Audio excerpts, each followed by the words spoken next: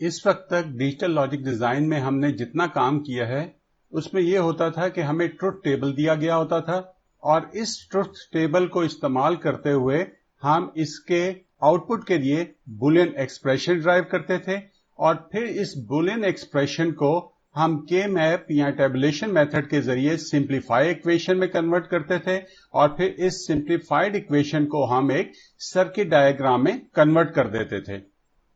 लेकिन अब हमें थोड़ा सा डिफरेंट काम करना है। हमने इस प्रोसेस से रिवर्स जाना है। रिवर्स जाने का मतलब यह है कि अगर आपको सर्किट डायग्राम दी गई हो या सिंप्लीफाइड एक्सप्रेशन दिया गया हो, आपने इस सिंप्लीफाइड एक्सप्रेशन या फिर इस सर्किट डायग्राम से दोबारा से इसको बुलियन एक्सप्रेशन में कन्वर्ट करना है और फिर इस बुलियन एक्सप्रेशन को दोबारा से ट्रुथ टेबल की फॉर्म में कन्वर्ट कर देना है। इसका मतलब है ये प्रोसेस कंप्लीट करने के बाद आप लोग इस काबिल हो जाएंगे कि ट्रुथ टेबल को इस्तेमाल करते हुए सर्किट डायग्राम और सिंप्लीफाइड एक्सप्रेशन बना सकें और फिर सिंप्लीफाइड एक्सप्रेशन या डायग्राम को रिवर्स चलाते हुए उससे दोबारा ट्रुथ टेबल हासिल कर सकें। जब हमें किसी भी सिस्टम या सर्किट की इनपुट और आउटपुट दे दी गई हो, यानी कि हमें उसका ट्रुथ टेबल दे दिया गया हो और हमने उसका सर्किट बनाना हो, तो इस प्रोसेस को हम कहते हैं डिजाइनिंग या डिजाइन प्रोसेस।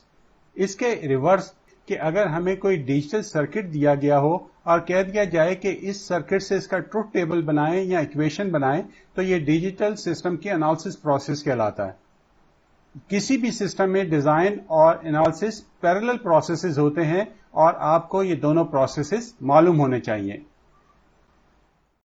ये एक सिंपल डिजिटल सर्किट यहां दिया हुआ है। इस सर्किट की मैं एनालिसिस करूंगा और इसके लिए बुलियन एक्सप्रेशन लिखूंगा। सर्किट की एनालिसिस करने के लिए सबसे पहले आप आइडेंटिफाई करें कि इस सर्किट की इनपुट और आउटपुट कौन सी है। यहां पर हमें क्लियर नजर आ रहा है ये 3 इनपुट्स हैं और ये आउटपुट है। इन तीनों इनपुट को और इस आउटपुट को हम कोई ना कोई नाम दे देते हैं जो ABC या कोई भी करैक्टर हो सकता है। इन इनपुट्स को मैंने A, B और C कह दिया और आउटपुट को Z कह दिया। एक स्टेप आप और करेंगे कि अगर कोई भी आपकी इनपुट किसी नॉट गेट से गुजर रही हो तो उसको प्राइम की फॉर्म में उस नॉट गेट की आउटपुट पर लिख देंगे। अगर यहां नॉट गेट होगा तो A प्राइम लिख देंगे, यहां नॉट गेट होगा तो उसे C प्राइम लिख देंगे। ये फेज हमारा कंप्लीट हुआ। नेक्स्ट स्टेज में आप एक एक करके तमाम एंड गेट्स को पिक करना शुरू करेंगे जिसमें इनपुट जा रही है और उसे प्रोसेस करके देखेंगे कि वो इनपुट को किस वैल्यू में कन्वर्ट कर रहा है। सबसे पहले हम इस एंड गेट को पिक करेंगे। इसमें देखेंगे क्या इनपुट आ रही है। इसमें A इनपुट आ रही है और यहां से B इनपुट आ रही है। ये एंड गेट इसको कन्वर्ट करके A B में कन्वर्ट कर देगा। वो मैं इसके आगे यहां पर लिख दूंगा। इस गेट की प्रोसेसिंग मुकम्मल करने के बाद नेक्स्ट गेट पर मैं मूव कर जाऊंगा और देखूंगा इसकी इनपुट क्या है और आउटपुट क्या बनेगी। इनपुट इसकी है B बार और C। यहां पर ये एंड गेट इसको B बार C में कन्वर्ट कर देगा, वो मैं यहां पर लिख दूंगा।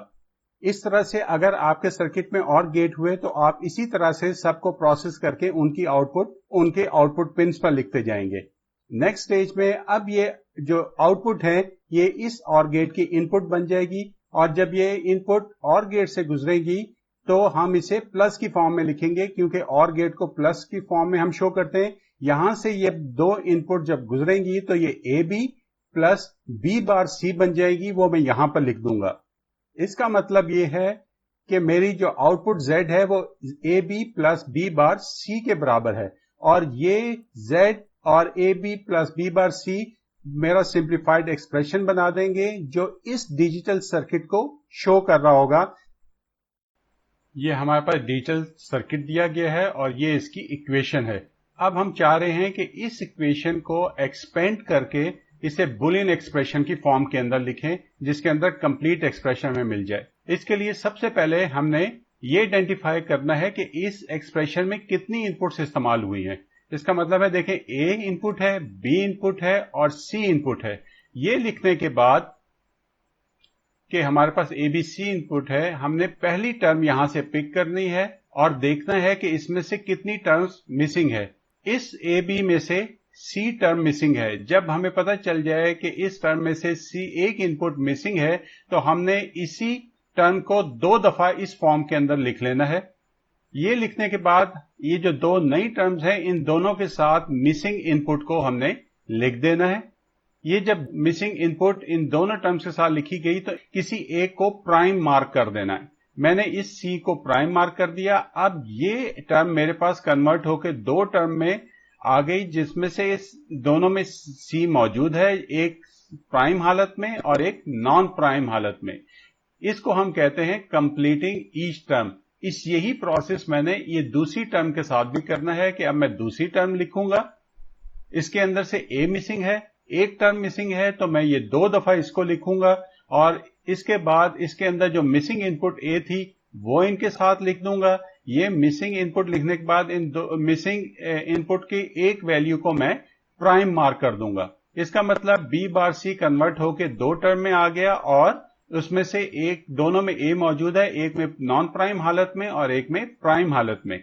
इसका मतलब यह है कि अब ये मेरा एक्सप्रेशन इन दो टर्म से कन्वर्ट होकर एक, दो, तीन, चार टर्म्स के अंदर कन्वर्ट हो गया, जिसके अंदर तमाम इनपुट्स मौजूद हैं। इसको कंबाइन करके मैं इस हालत में अब इस एक्सप्रेशन को लिखूंगा कि z इज इक्वल टू, और ए बी की जगह मेरी जो टर्म बनी है नई वो लिख दूंगा, और बी बार सी की जगह जो मेरी दो नई टर्म बनी थी वो मैं लिख दूंगा। इसे कहते हैं राइटिंग बुलियन इक्वेशन। ये मैंने अब बुलियन इक्वेशन की फॉर्म के अंदर अपने इस एक्सप्रेशन को कन्वर्ट कर दिया, जो कि ये सिंप्लीफाइड हालत में था, ये नॉन सिंप्लीफाइड कंडीशन में था। ये मेरे पास आने के बाद जब मेरे पास ये इक्वेशन आ गई तो मैंने ये काम करना है कि इसमें जो इनपुट्स हैं उन सब के नीचे 1 लिख देना है, जो प्राइम नहीं है उनके नीचे 1 लिख देना है, और जो प्राइम कंडीशन के अंदर हैं उनके नीचे 0 लिखना है। यानी कि ए के लिए 1 लिखा, बी के लिए 1 लिखा, सी के लिए 1 लिखा, यहां ए के लिए 1 लिखा, बी के लिए 1 लिखा, सी क्योंकि प्राइम था यहां 0 लिख दिया, ए के लिए 1 लिखा, बी प्राइम था यहां 0 लिख दिया, सी था यहां 1 लिखा, ए प्राइम था इसे 0 लिख दिया, बी प्राइम था 0 लिख दिया, सी नॉन प्राइम था यहां 1 लिख दिया। ये अब मेरे पास आप देखें बुलियन वैल्यूज आ गई। इनको मैं डेसिमल में कन्वर्ट करूंगा। ये आ गया 7 6 5 1। इस स्टेप को हम कह देते हैं कि इन टर्म्स को मैंने डेसिमल वैल्यूज में कन्वर्ट कर दिया। इसमें कन्वर्ट करने का सबसे बड़ा फायदा हुआ कि अब इस सिंप्लीफाइड एक्सप्रेशन को मैं सम ऑफ प्रोडक्ट की फॉर्म में लिख सकता हूं। क्या तरीका होगा कि सबसे पहले मैं लिखूंगा ये एक्सप्रेशन किसमें आउट हो रहा है, कन्वर्ट जेड में, और कौन सी इनपुट ले रहा है ए बी सी, वो मैंने यहां लिखी। ये किसके बराबर है, सम ऑफ, और ये जो मेरे पास डेसिमल वैल्यूज आई 1 5 6 और 7, ये मैंने ये लिख दी।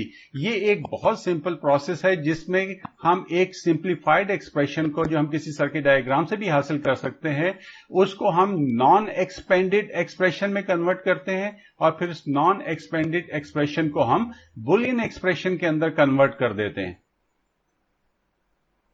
बुलियन एक्सप्रेशन को ट्रुथ टेबल में कन्वर्ट करना सबसे आसान है, और हम देखते हैं कि इसे किस तरह से हम अब ट्रुथ टेबल के अंदर कन्वर्ट करते हैं।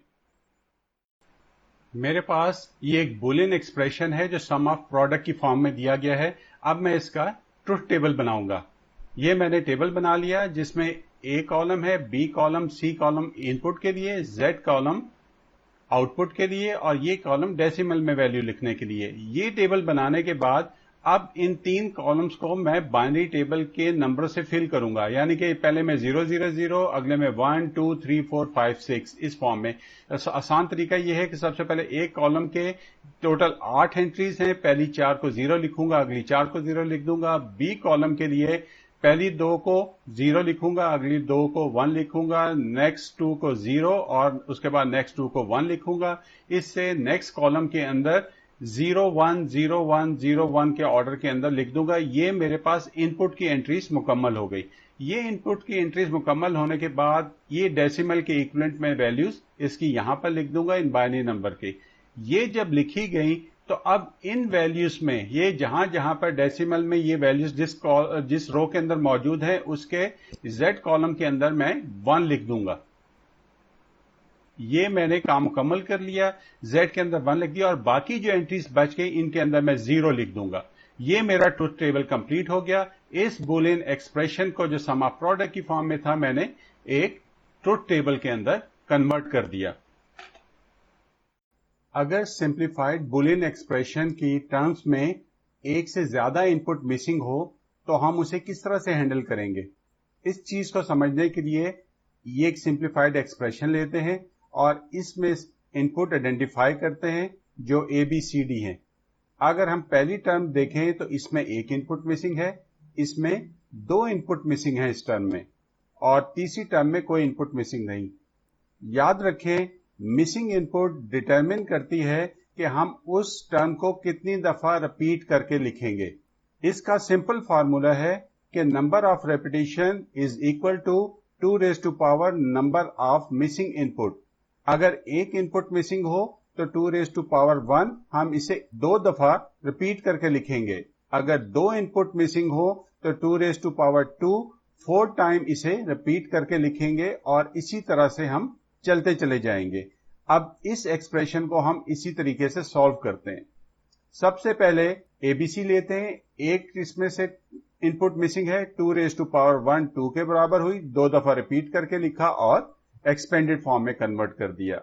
अब हम सेकंड टर्म उठाते हैं, इसमें दो इनपुट मिसिंग है, इसे 4 टाइम रिपीट करके लिखेंगे और इसके बाद जितनी इनपुट इसमें से मिसिंग है वो इसके लेफ्ट या राइट साइड के ऊपर इकट्ठा करके उनको लिख देंगे। यहां पर A और D मिसिंग है, वो मैं इसके लेफ्ट साइड के ऊपर सबके ये लिख देता हूं। ये लिखने के बाद आप देखेंगे कि कितनी इनपुट्स हैं, ये 2 इनपुट हैं, उतने बिट का बाइनरी नंबर आप हर वैल्यू के नीचे लिखेंगे। इस तरह से लिखेंगे कि 0 0 से स्टार्ट करेंगे और 1 1 तक चलते जाएंगे। राइट हैंड साइड पर आप 0 0 से स्टार्ट कर सकते हैं या लेफ्ट हैंड से कर सकते हैं, ये आपकी मर्जी है। यहां पर मैंने राइट हैंड साइड से स्टार्ट किया, इसके नीचे 0 0 लिखा, इस मिसिंग इनपुट के नीचे 0 1 लिखा और इसी तरह से मैंने 1 1 तक पहुंच गया। अगर यहां 3 इनपुट होती तो फिर मैं यहां पर 0 0 0 लिखता और अगले इनपुट के नीचे 0 0 1 लिखता, यानी कि बाइनरी में मैंने 0 से स्टार्ट करना है और मैक्सिमम नंबर तक जाना है जो उतनी बिट के अंदर शो हो जाए। जब ये प्रोसेस मैंने कर लिया तो अगला प्रोसेस बहुत सिंपल है, वो ये है कि जिस इनपुट के नीचे 0 होगा उसको अपने बार या प्राइम मार्क कर देना है और जिसके नीचे 1 होगा उसे एज इट इज रहने देना है। यहां पर D के नीचे 0 था, इसे मैंने प्राइम कर दिया, A को भी प्राइम कर दिया, D के नीचे 1 था, इसे मैंने प्राइम नहीं किया, इसी तरह बाकी टर्म के साथ कर लिया। इन टर्म को लिखने के बाद इनकी जो इनपुट्स हैं इनको रीअरेंज करके लिखना है कि वो इसी ऑर्डर में लिखी जाए जो यहां पर है। इसे मैंने रीअरेंज करके लिखा, ये ABCD की फॉर्म में इस तरह से रीअरेंज होकर आ गई। ये BC एक्सपेंड होकर 4 टर्म्स के अंदर कन्वर्ट हो गया। अब इन तमाम को इकट्ठा करके मैं एक एक्सप्रेशन लिखूंगा। ये कंबाइन करके जब लिखा तो मैं देख रहा हूं कि इसके अंदर डुप्लीकेट टर्म्स आ चुकी हुई हैं। ABCD 3 दफा रिपीट हुई है, ABCD बार 2 दफा रिपीट हुई है। जो रिपीट हुई हैं उनको सिर्फ एक दफा लिखेंगे। ये तीनों की जगह एक दफा ABCD लिख दिया, इन दोनों की जगह एक दफा ABCD बार लिख दिया। ये एक एक दफा आई है तो ये एज इट इज आ जाएगी और मेरा ये एक्सप्रेशन एक्सपेंडेड एक्सप्रेशन में कन्वर्ट हो गया।